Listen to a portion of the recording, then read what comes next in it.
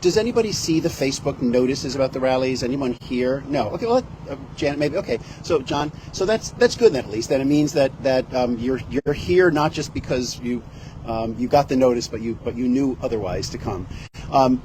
What we did this week in our Facebook notice is we talked about this as a positive power rally, specifically saying that social justice is positive, uplifting, and spiritually nourishing. How? Why? All of you could probably deliver that speech. I'm sure every single one of you could say, here has been my social justice experience throughout my life. Here's it's been the last 3 years. Here's what it's like outside of Justice Southbury. And here's what I've learned and put into practice as a result of Justice Southbury. So I don't have really anything that you couldn't say, because each of us has learned through this experience what kind of positive ways we can impact ourselves, those we get to know, and those who just pass by on the street. So a few things. With the Facebook notice, I posted a little meme, one of those little things that someone writes and you put it up, and it says, "Be so positive that negative people don't want to be near you." And I thought that kind of spoke to this group, because when we started, for those of you who were here the first few weeks, there was so much anger in the air, and it was all justifiable, and it was all understandable. And it was all because of things that had just happened. And the first few weeks had a very different feel from what this has become. And part of it was that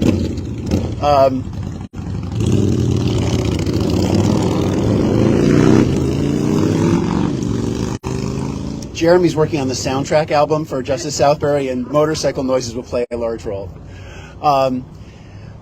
But part of the first few weeks couldn't be just positive. When this started after George Floyd's murder, we couldn't just say, "Hey, let's get together and talk about ways that we can make this a more fair and kind community for all." We needed to start by saying enough. And people need to realize that there's at least groups of people here in Southbury that say, we don't want that happening here, and we oppose what's happening. So